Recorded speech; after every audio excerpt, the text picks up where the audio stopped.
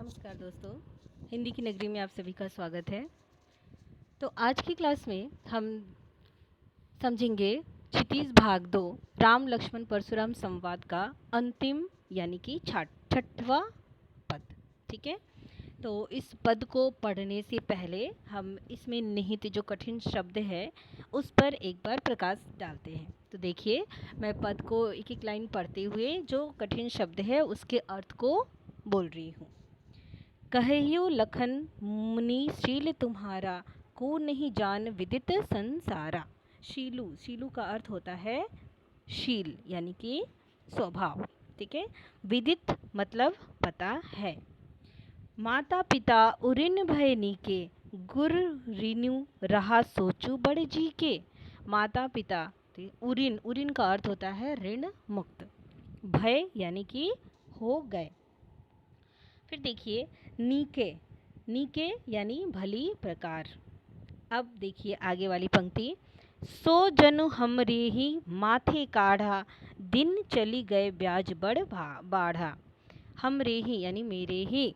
ठीक है, फिर देखिए, अब आनिव व्यवहरिया बोली, तुरंत देव में थैली खोली। व्यवहरिया का अर्थ होता है हिसाब लगाने वाला। ठीक है, जो हिसाब किताब का काम करता है उसको यहाँ पे व्यवहरिया बोला गया है। फिर देखिए, अब आनी व्यवहरिया बोली, तुरंत देव में थैली खोली, सुनी कटु वचन कुठार सुधारा, हाय हाय सब सभा पुकारा।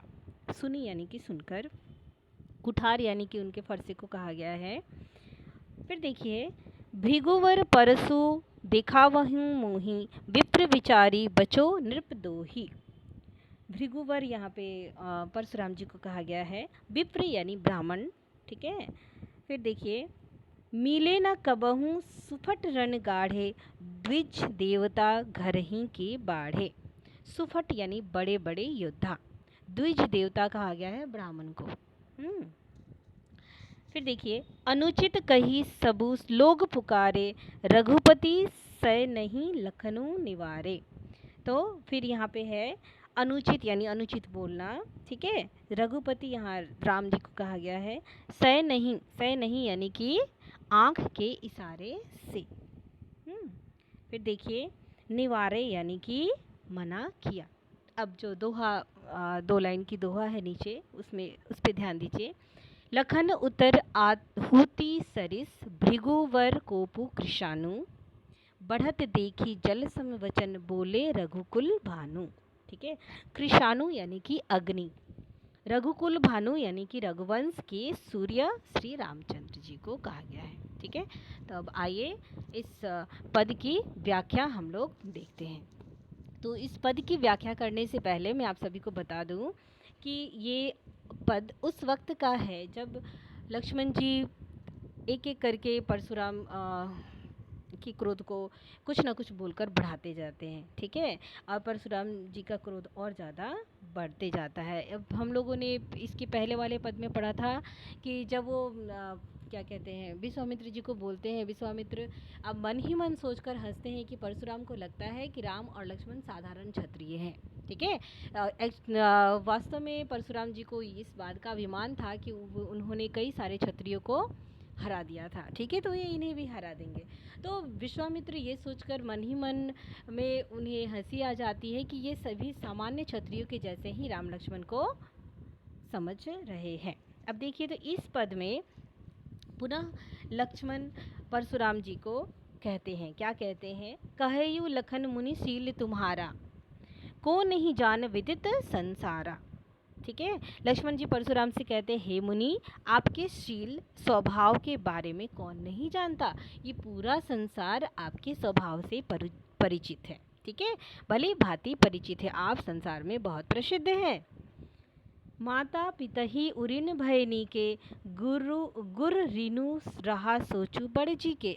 आप माता पिता के ऋण से तो अच्छी तरह से मुक्त हो गए। ठीक है, अब केवल गुरु का ऋण शेष रह गया है, जिसका आपके जी पर बड़ा बोझ है।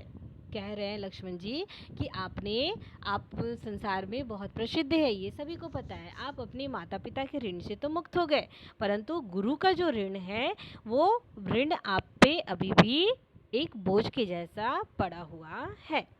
सो जनु हमरे ही माथे काढ़ा, दिन चली गए ब्याज बढ़ भागा। शायद यह ऋण आप हमारे ही माथे पर काढ़ रहे हैं, ठीक है, माथे पर रखे हैं।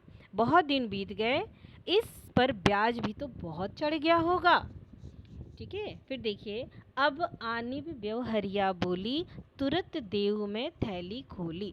तो ये जो गुरु का ऋण है, मैं उस गुरु के ऋण को अभी चुका दूंगा। आप एक काम कीजिए, किसी हिसाब करने वाले को बुलाइए, मैं तुरंत ही थैली खोलकर सारी धनराशि जितनी भी हुई है ब्याज सहित मैं आपको लौटा देता हूँ, ठीक है। अब देखिए, सुनी कटु वचन कुठार सुधारा। अब जब ये बातें बोलते हैं लक्ष्मण, तो परशुराम अपने आपे से बाहर हो जाते हैं और अपने कुठार यानी कि फरसा को सुधार कर, फरसा को पकड़कर संभाल कर, ठीक है, लक्ष्मण की तरफ बढ़ते हैं। देखिए, लक्ष्मण के कटु वचन को सुनकर जब परशुराम ने अपना फरसा संभाला, है ना, तो जब परशुराम अपना फरसा संभालते हैं, फरसा पकड़कर लक्ष्मण की तरफ बढ़ते हैं उनका वध करने के लिए, तो सारी सभा हाय हाय करके पुकारने लगती है।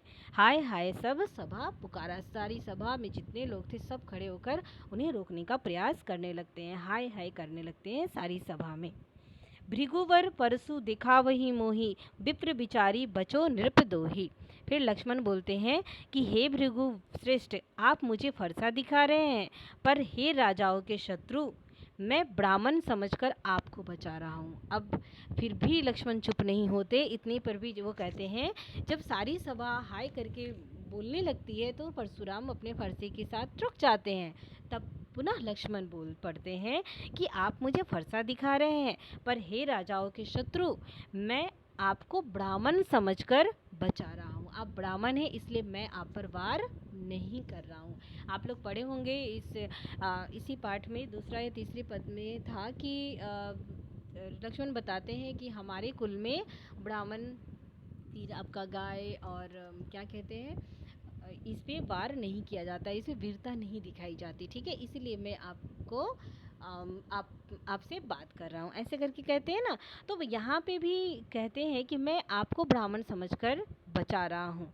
मुझे लगता है, फिर देखिए, मिले न कबहू सुभट रन, हाँ सॉरी, भृगुवर परसु दिखावहु मोही, विप्र विचारे बचो नृपदोही, ये हो गया। मिले न कबहु सुभट रन गाढ़े, द्विज देवता घर ही के बाढ़े। फिर यहाँ पे लक्ष्मण जी कहते हैं कि आप घर में ही अपनी वीरता के कारण फूले फले फिर रहे हैं, अर्थात अत्यधिक खुश हो रहे हैं। आप लड़ाई के मैदान में तो मिले ही नहीं किसी योद्धा से, ठीक है, आप घर में ही इतनी अपनी वीरता बढ़ा चढ़ाकर किए जा रहे हैं। फिर देखिए, अनुचित कही सबू लोग पुकारे, रघुपति सैनहु लखन निवारे। अब लक्ष्मण के ऐसे वचन को सुनकर सभा में उपस्थित सभी लोग लक्ष्मण ने जो बातें बोली उसे अनुचित कहकर बोलने लगते हैं कि यह अनुचित है, ऐसा ना बोलिए, ठीक है, अनुचित है कहकर पुकारने लगते हैं। जब श्री राम ये देखते हैं तो राम लक्ष्मण को नयन आँखों के ही इशारे से रुकने के लिए कहते हैं कि अब आप और आगे नहीं बोलिए, ठीक है। फिर देखिए, लखन उतर आहुति सरिस, भृगुवर को पू कृषाणु। लक्ष्मण के उत्तर परशुराम की क्रोधाग्नि के आहुति के सदृश कार्य कर रहे थे। तो जब राम ने इशारे से लक्ष्मण को चुप रहने के लिए कहा तो लक्ष्मण वहाँ पे शांत हो जाते हैं, उसके आगे वो कुछ नहीं कहते। परंतु परशुराम जी के क्रोध इतना ज़्यादा बढ़ जाता है कि उसे शांत करने के लिए राम आगे आते हैं और इस क्रोधाग्नि को बढ़ते देखकर रघुवंशी सूर्य राम लक्ष्मण के वचनों की विपरीत, लक्ष्मण जिस तरह से परशुराम जी से बहस पे बहस किए जा रहे थे, इसके विपरीत जल के समान शांत करने वाले वचन का प्रयोग करते हुए परशुराम जी से लक्ष्मण को क्षमा करने की विनती करने लगते हैं। बढ़त देखी जल संवचन बोले रघुकुल भानु, ठीक है। तो जब राम देखते हैं कि परशुराम जी का क्रोध तो बहुत बढ़ते ही जा रहा है, तो इसलिए वो अंत में आकर जल के समान यानी शांत भाव से शांत वचन बोलकर परशुराम जी के क्रोध को शांत करने का प्रयास करते हैं और विनती करते हैं कि वो लक्ष्मण को माफ़ कर दे, ठीक है। तो उम्मीद है आप सभी को इसकी व्याख्या अच्छी तरह से समझ आई होगी। तो मेरे इस चैनल को लाइक और सब्सक्राइब अवश्य कीजिएगा, और ताकि आपको समय समय पर आने वाली वीडियोस मिलते रहें।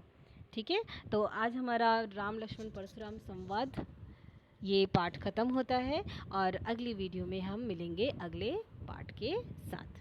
ठीक है।